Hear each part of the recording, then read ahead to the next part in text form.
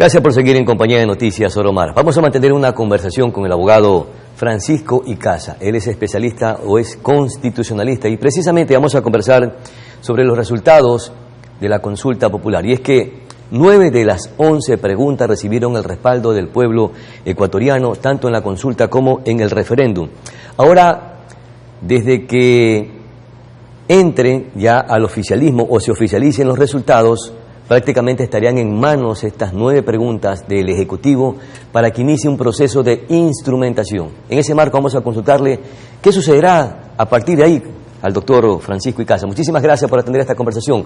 Luego de oficializar los resultados, mi querido doctor, y que ya estén en manos las 9 consultas para iniciar este proceso, ¿cuánto es el plazo para que pueda entrar en vigencia y se puedan convertir en norma estas preguntas que fueron aprobadas por el pueblo ecuatoriano? Buenos días, Pedro. Buenos días, la audiencia de Manabí y el Ecuador. Bueno, empecemos porque todavía no se proclaman los resultados oficiales, que tendría que darse a un evento del Consejo Nacional Electoral. Ahí se proclaman oficialmente los resultados. Es decir, ahora supuestamente siguen el conteo. Yo calculo que en esta misma semana han de oficializar ya los resultados en el CNE. Dado este plazo del CNE, el Ejecutivo, es decir, el presidente, tiene 5 días para enviar los proyectos de ley correspondientes a la Asamblea Nacional. Esto en cuanto a 6 preguntas. Ya les voy a explicar lo que sucede con las otras 3. 6 preguntas sobre seguridad ya van en este proyecto de ley que envía el presidente a la Asamblea Nacional, que a su vez tiene 60 días para debatir, para aprobar, modificar, observar este texto. Obviamente tiene que adecuarse a los parámetros que estableció la Corte Constitucional, ¿no? La aprobación de este texto. Es decir, quien tiene el deber de velar porque se cumpla lo dispuesto por la Corte Constitucional es la misma Asamblea Nacional. Es decir, aquí los conflictos políticos no tendrían por qué tener cabida. No tendrían por qué, ¿no? En cuanto a las preguntas de extradición, creación de jueces constitucionales y cooperación policial militar, esas son de aplicación directa. Entonces, esas simplemente pasan a la Asamblea para el sello, para adecuar el texto constitucional correspondiente y publicarse en el registro oficial. Máximo. Perfecto. En el mismo plazo. Entonces, dividamos estos 2 escenarios, las 6 preguntas que tienen que pasar por el filtro de la Asamblea Nacional y las otras 3 preguntas que usted acaba de mencionar, que precisamente tenían que ser de aprobación directa. Vamos entonces con el tema de la Asamblea Nacional. ¿Cuál es el procedimiento? Tienen los 60 días después de que el gobierno, el presidente, presente estos proyectos, pero en la Asamblea se pueden hacer observaciones, pueden haber obstáculos para que no se cumplan los plazos, o tienen que aprobarse de acuerdo a cómo se presente el proyecto de ley del Ejecutivo. Bueno, el Ejecutivo también podría cometer errores y de repente redactar el texto de una manera que pues no entre en los parámetros de la Corte Constitucional. O sea, la Asamblea lo puede ajustar. Exacto, la Asamblea dentro de ese plazo tiene tiempo para hacer las observaciones, las correcciones pertinentes. Entonces, esto es una tarea, se debería entender como de cooperación, o sea, porque si hay algo aquí de fondo que no se debe contradecir es la voluntad popular, ¿no? Porque en este sistema democrático republicano en el cual nos movemos, se entiende que el soberano, el rey, entre comillas, sería el pueblo. Entonces, lo que la consulta refleja es la voluntad del soberano. Donde algún asambleísta o ejecutivo o excede la voluntad del soberano, la Corte Constitucional tiene el deber de destituirlo. Es decir, sacarlo inmediatamente, un proceso. Eso es lo que tiene la Corte Constitucional, iniciar los procesos pertinentes por contradecir la voluntad popular. Entonces, ellos tendrían que ajustarse a estos parámetros. Y ahora, ¿cuál sería el escenario para que no existan estas obstrucciones, toda vez que vemos que ya existen diferencias marcadas entre las bancadas que tenían presuntamente estos acuerdos legislativos? me refiero al Partido Social Cristiano, que probablemente se mantenga con la agenda en acuerdo con el oficialismo, no así la Revolución Ciudadana, que no sabemos cuál sería su comportamiento legislativo, y ahora también se suma, a pesar de que no era un aliado directo, Construye, sin embargo, estaba apoyando las iniciativas del gobierno nacional. ¿Esto qué acarrearía? ¿Obstrucciones, dificultades, o tendrían que necesariamente, indistintamente de esas oposiciones marcadas o de esas presuntas malinterpretaciones políticas, tendrían que ajustarse a los tiempos establecidos para cumplir los plazos y aprobar todos estos proyectos que presente el Ejecutivo? Es una muy buena pregunta, Pedro, porque tiene que ver con el contexto político actual. Yo creo que, dado este escenario, el Ejecutivo tiene solo dos caminos, ¿ya? El uno, que sería el positivo y propositivo, si ellos piensan en una reelección, que sería darle buen uso al Ministerio de Gobierno para conciliar con los sectores moderados de cada partido. Es decir, Construye, bueno, el partido del RC5, que debe haber alguien moderado, no radical, que siga solo órdenes por ahí, Social Cristiano, todos los bloques fuertes, para ponerse al menos de acuerdo en este tema que concierne al pueblo ecuatoriano. Y el otro camino es el que no sería tan bueno, que sería ya sacrificar e hipotecar su propia reelección, que sería el camino de imponer la voluntad del oficialismo. Ya ese camino les va a traer solución a corto plazo. Decir, miren, ya trajimos a la fuerza estos asambleístas acá, al lado ganador oficialista, ¿no? Pero sería una victoria pírrica, porque tendría un costo político altísimo. Si es que el gobierno actual piensa en reelección, ¿qué sucede? Que esto traería conflicto y crearía una oposición que no tenía. De verdad que yo no recuerdo una época en la que un gobierno haya empezado con tanto apoyo, ¿verdad? Y de repente en tan poco tiempo ya tiene enemigos nuevos. O sea, crearse enemigos y crear muchos frentes en poco tiempo es algo que tiene que corregir el oficialismo actual. Claro. Además, crear una atmósfera de desestabilización o de ingobernabilidad no es conveniente ni siquiera para los asambleístas que estén en cualquier bancada política. Mi querido doctor, de las 6 preguntas que tienen que pasar justamente por la Asamblea Nacional, vemos algunas como, por ejemplo, el control de las armas por las Fuerzas Armadas, el incremento de penas, la tipificación de nuevos delitos, también los roles que deben de cumplir los militares, etcétera. ¿Estos tienen plazos diferentes en función de cada uno de los cuerpos legales que se presenten? A pesar de que tengan 5 días y 60 días para debatir. No, tienen que debatirse dentro del mismo plazo, tienen que aprobarse dentro del mismo plazo, ¿verdad?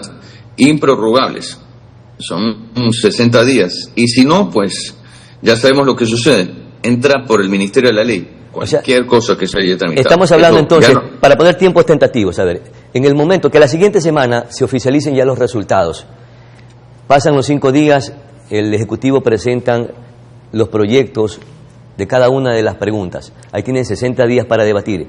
¿En qué tiempo estaríamos ya concretando para que todas estas preguntas se traduzcan a cuerpos legales que normen precisamente a los ecuatorianos? Yo calcularía que para julio debería ser el plazo tentativo, ¿no? Porque yo creo que ya en próxima semana empezamos ya casi mayo. Entonces tendríamos ya desde la próxima semana 60 días, ¿verdad? Claro. Ya estamos a finales de abril, mayo, junio, inicios de julio, ya debería de oficializarse en el registro oficial, o en la redundancia, estas reformas, ¿no? Al Código Penal. Quiere decir que los abogados tenemos que estudiar de nuevo el Código Orgánico Integral Penal. Hay 10 delitos relacionados al tema de la confiscación de bienes, ¿no? Claro. 10 delitos. Entonces, esos 10 delitos tienen que reformarse en el texto. Y eso, obviamente, toma su tiempo. Ahorita sí. Yo no sé si los asambleístas vayan, algunos principales, o manden a sus suplentes, pero ahorita la labor jurídica de la Asamblea es fuerte. Claro. Entonces tiene que haber gente que sepa. Siendo exagerados, entonces en agosto ya tendremos estos cuerpos legales que se traducen al pronunciamiento del pueblo ecuatoriano a través de la consulta popular y el referendo. Ahora sí, vamos a lo que son aprobación inmediata, los 3 temas que usted mencionó: el apoyo complementario a las Fuerzas Armadas, el tema de la extradición de los ecuatorianos y el establecimiento de nuevas judicaturas o especialización de nuevas judicaturas.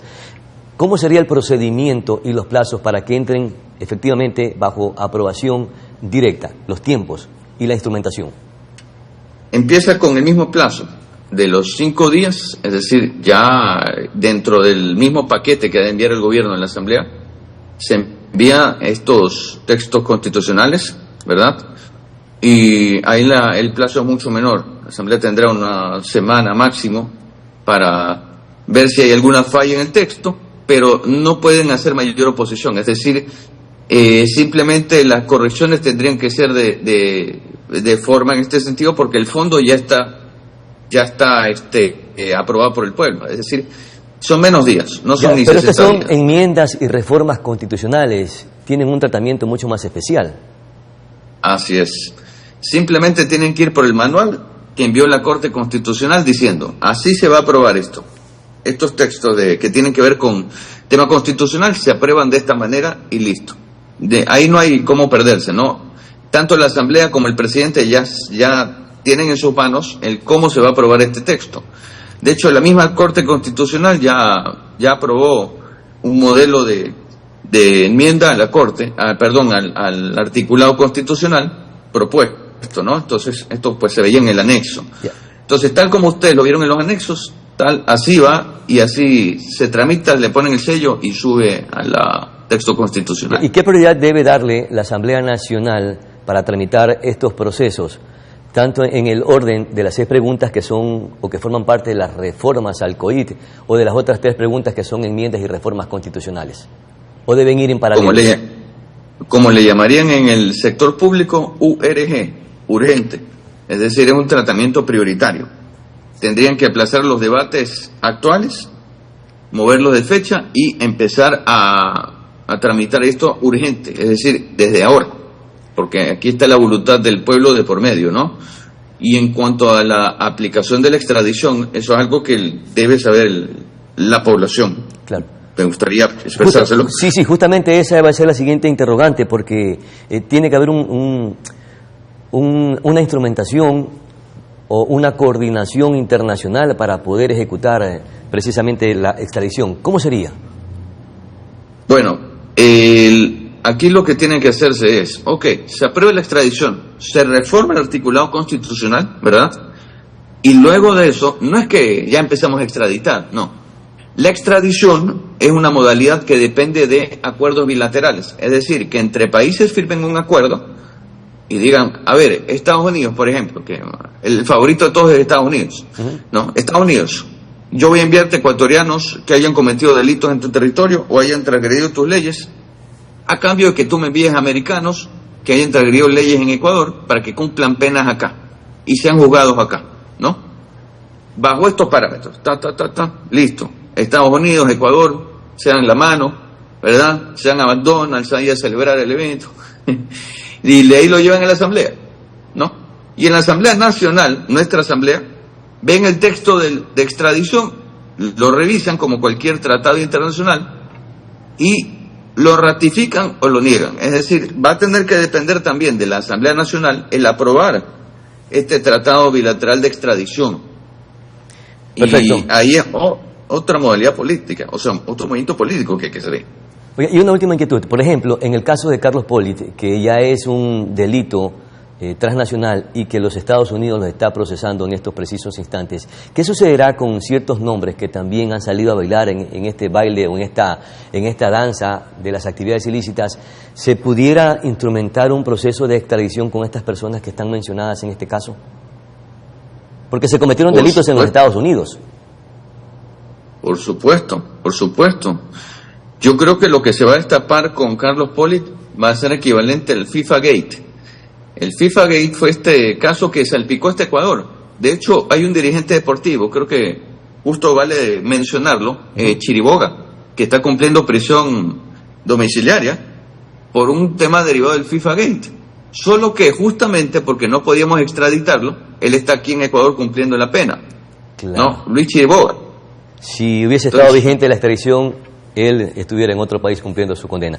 Bueno, vamos a ver qué pasa con estos resultados, no solamente del caso Pollitt, sino de otros casos que también están en investigación y que probablemente tenían determinación o culpabilidad o responsabilidad con otros países, y es el caso de de los procesos que ya conocemos, metástasis, purga, etcétera.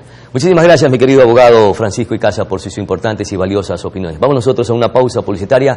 Ya regresamos con muchísima más información aquí en Noticias Oro Mar.